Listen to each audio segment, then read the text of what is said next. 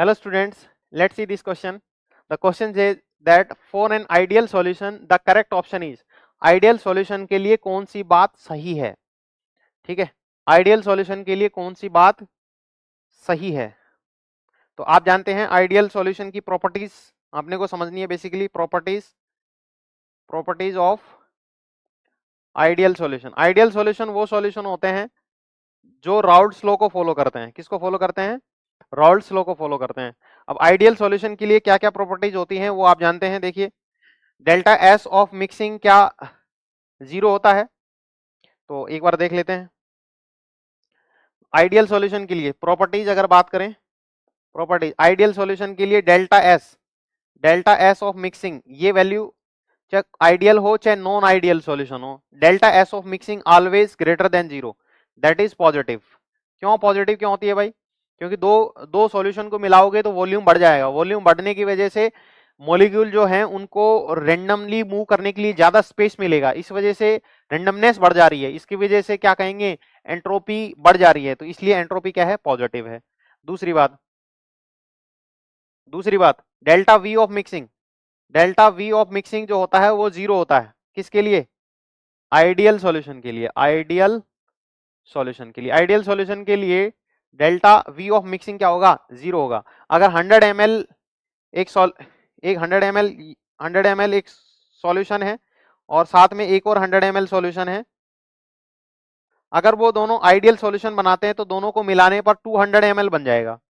तो शुरुआत में भी क्या है? 200 था और बाद में भी क्या है? 200 है. तो दोनों का वॉल्यूम में कितना चेंज हुआ? 0 चेंज हुआ. शुरू में भी 200 है, बाद में 200. तो डेल्टा वी ऑफ मिक्सिंग क्या है? 0 होनी चाहिए. तीसरी बात, delta H of mixing. Delta H of mixing भी 0 होता है. इसके लिए डेल्टा एच ऑफ मिक्सिंग क्या होता है? 0 होता है. क्यों? क्योंकि आइडियल सॉल्यूशन के अंदर जब दो सॉल्यूशन को मिलाया जाता है तो मिलाने से पहले जो फोर्सेस उनके बीच में एग्जिस्ट करते हैं वैसे ही फोर्सेस मिलाने के बाद में एग्जिस्ट करते हैं. इसका मतलब यह है फोर्सेस जो होता है, नेचर ऑफ अट्रैक्शन चेंज नहीं होता है. और फोर्सेस चेंज नहीं होते हैं, बॉन्ड अगर चेंज नहीं होते हैं तो ना तो एनर्जी निकलेगी और ना ही एनर्जी देनी पड़ेगी. इसलिए डेल्टा एच ऑफ मिक्सिंग क्या हो जाएगा? 0 हो जाएगा. और चौथा, delta G of mixing. Delta G of mixing actually formula होता है, दो चीजों से मिलकर बनता है. Delta H of mixing minus T delta S of mixing. ठीक है, डेल्टा एच ऑफ मिक्सिंग तो आपको पता है यार 0 होता है. ये अभी अपन ने दिखा ये 0 होता है. और डेल्टा एस ऑफ मिक्सिंग ये होता है कैसा? हमेशा पॉजिटिव. ये पॉजिटिव होता है. तो ये पॉजिटिव होता है और आगे इसमें क्या है? नेगेटिव.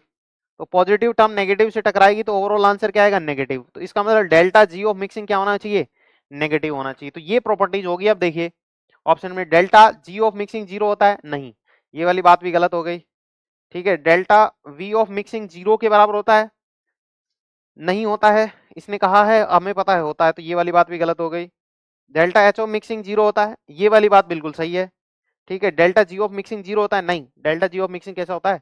नेगेटिव होता है. तो ये वाली बात भी क्या है? गलत है. तो option C is the right choice. Thank you.